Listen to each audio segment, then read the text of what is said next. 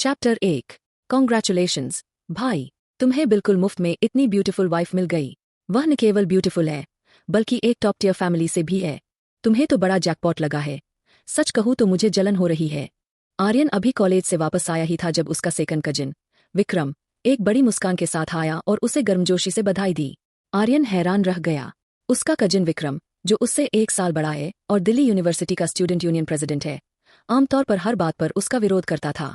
आज वह इतना अलग व्यवहार क्यों कर रहा था? जरूर कुछ गड़बड़ थी। आर्यन वापस आ गया। तैयार हो जाओ और परसों रोका एंगेजमेंट सेरेमनी अटेंड करो। तभी स्टडी रूम से एक बुजुर्ग व्यक्ति बाहर निकले और बिना किसी सवाल की गुंजाइश छोड़े आर्यन को ऑर्डर दिया।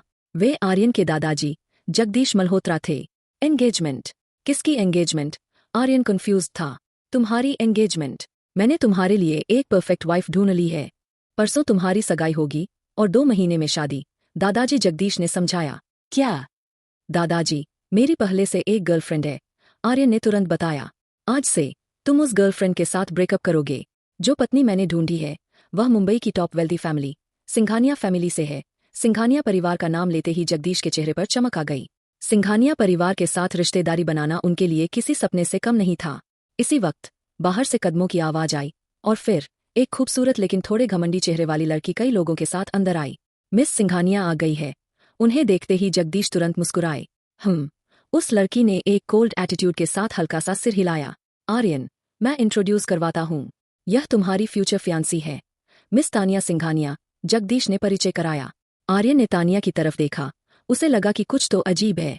जल्द ही आर्यन को समझ आ गया क्यों। तानिया का पेट थोड़ा बड़ा था। आर्यन की नजर देखते ही तानिया ने बिल्कुल नहीं छुपाया बल्कि प्राउडली स्वीकार किया, मैं प्रेग्नेंट हूँ। यह बच्चा मेरे सुपरस्टार का है और मैं इस बच्चे को अबॉर्ट नहीं करूंगी, मैं इसे जन्म दूंगी। तानिया को सीधा स्वीकार करते देख दादाजी जगदीश का चेहरा थोड़ा बदल गया। मुंबई की टॉप फैमिली की बेटी उनके पोते से शादी करने के लिए खुद पहल क्यों करेगी? जाहिर है प्रेगनेंसी की वजह से। तानिया शादी से पहले प्रेग्नेंट हो गई थी और इज्जत बचाने के लिए उन्हें किसी बकरे की तलाश थी। और जगदीश ने इस डील को स्वीकार कर लिया था क्योंकि आर्यन उनके लिए एक साधारण पोता था। क्या? अपने दादाजी की बात सुनकर आर्यन का गुस्सा बढ़ गया। यह उसे बकरा, स्केपगोट बनाने और किसी और आदमी के बच्चे को पालने के लिए कह रहे थे। अरे आर्यन, बस एक प्रेगनेंसी ही तो है, मर्दों को रिस्पॉन्सिबल होना चाहिए। आर्यन की बुआ कमला ने साइड से कहा। जब मिस सिंघानिया का बच्चा पैदा होगा तो बच्चे को अपना सरनेम दे देना, बस उसे अपना समझना, दादाजी जगदीश ने समझाया। लेकिन इससे पहले कि जगदीश अपनी बात खत्म करते, तानिया ने बीच में ही टोक दिया। बच्चा इसका सरनेम कैसे ले सकता है? यह मेरे सुपरस्टार के बच्चे के लायक कैसे है? बच्चा मेरे प्यार का सरनेम लेगा। एंगेजमेंट के बाद इसे अपना सरनेम बदलकर कपूर करना होगा और फ्यूचर में मैं जो कहूंगी वही करना होगा। यह सुनकर दादाजी जगदीश का चेहरा भी बदल गया। लेकिन सिंघानिया परिवार से जुड़ने के लिए आर्यन को यह सहना ही था। आर्यन, यह सब कोई बड़ी बात नहीं है, बस बर्दाश्त कर लो, जगदीश बोले। यह एक ब्लेसिंग है आर्यन। यह सुनकर आर्यन आग बबूला हो गया। अगर यह इतना ही अच्छा है तो आप लोग मिस सिंघानिया से शादी क्यों नहीं कर लेते? आर्यन ने सबसे सवाल किया। आर्यन, अगर तुम अभी भी मानते हो कि तुम मल्होत्रा फैमिली के मेंबर हो तो तुम्हें इस शादी के लिए हाँ करनी होगी, दादाजी ने धमकी दी। यह सुनकर आर्यन ने ताना मारा। मल्होत्रा फैमिली? क्या आप अभी भी मुझे इस परिवार का सदस्य मानते हैं? आप मुझे आग के कुएं में धकेल रहे हैं। ऐसी हालत में मैं इस मल्होत्रा फैमिली का सदस्य नहीं बनना चाहता। आज से मैं आपकी फैमिली से सारे टाइज सेवर करता हूँ, रिश्ते तोड़ता हूँ। जैसे ही आर्यन ने यह कहा, पूरी मल्होत्रा फैमिली में सन्नाटा छा गया। आर्यन ने तुरंत कागज पर सेवरेंस लेटर लिखा और साइन कर दिया। गुस्से में दादाजी ने भी साइन कर दिया। हाँ, 3 दिन से कम में यह रोता हुआ वापस आएगा, रिश्तेदारों ने मजाक उड़ाया। लेटर रखते हुए आर्यन ने हल्के से कहा, आज से मेरा मल्होत्रा फैमिली से कोई रिलेशनशिप नहीं है। जैसे ही आर्यन की आवाज गिरी, उसके दिमाग में एक mechanical voice I. Congratulations on awakening the strongest richest person system. Ding. On the first day of severing ties. Reward 100 रुपए crores. तभी फोन वाइब्रेट हुआ। आर्यन ने चेक किया। Your card balance is 1,317 रुपए। चैप्टर 2। यह पैसा इतना ज्यादा था कि यकीन करना मुश्किल था। अपने बैंक स्टेटमेंट पर शून्य की लंबी लाइन देखकर आर्यन की आंखें फटी की फटी रह गईं। 100 crores। वह एक झटके में बिलियनियर बन गया था। दादाजी, क्योंकि आर्यन ने मल्होत्रा फैमिली से रिश्ता तोड़ लिया है, हमें उसका सब कुछ वापस ले लेना चाहिए, मोबाइल, कार्ड्स आदि। सिर्फ कपड़े छोड़ दो, विक्रम ने सुझाव दिया। उसकी जरूरत नहीं है। मुझे लगता है उसके अकाउंट में 5,000 रुपये भी नहीं होंगे। बुआ कमला ने ताना मारा। आर्यन मन ही मन हंसा। जैसे ही आर्यन जाने वाला था, तानिया सिंघानिया एक मुस्कान के साथ बाहर आई। मैंने एक्सपेक्ट नहीं किया था कि तुम इतने स्ट्रॉन्ग विल्ड होगे। चलो, अगर तुम मुझसे शादी करो तो मैं तुम्हें एक और मौका देती हूँ। तुम जैसे किसी के लिए मल्होत्रा फैमिली से किसी और को ढूंढ लो। आर्यन ने ठंडेपन से जवाब दिया। मैं कभी ककोल्ड नहीं बनूंगा। तानिया का चेहरा ठंडा पड़ गया। अगर तुमने मुझे डिसोबे किया तो तुम्हारा अंजाम बुरा होगा। सिंघानिया फैमिली के लिए तुम्हें डिस्ट्रॉय करना एक चींटी एंट को कुचलने से भी आसान है। तभी सिस्टम की आवाज आई। डिंग। Long term mission. 3 महीने के भीतर मुंबई सिंघानिया परिवार को पैरों तले रौंदे और उनके साम्राज्य को नष्ट करें। Reward 100% ownership of Apex Capital Group. Aryan की आंखों में चमक आ गई। गुस्सा। हाँ, मुझे 3 महीने दो, मैं तुम्हारी सिंघानिया फैमिली को अपने पैरों तले कुचल दूंगा। आर्यन ने डोमिनियरिंग तरीके से कहा और वहां से निकल गया। दूसरी तरफ आर्यन टैक्सी लेने वाला था, तभी सिस्टम फिर बोला। Ding. Task release. Buy luxury car of your own time. 3 hours. Reward a top notch luxury villa in south Delhi. Chapter 3। Car खरीदना। यह टास्क तो शानदार है। आर्यन ने बिना देर किए साउथ दिल्ली के लैम्बोर्गिनी शोरूम के लिए कैब ली।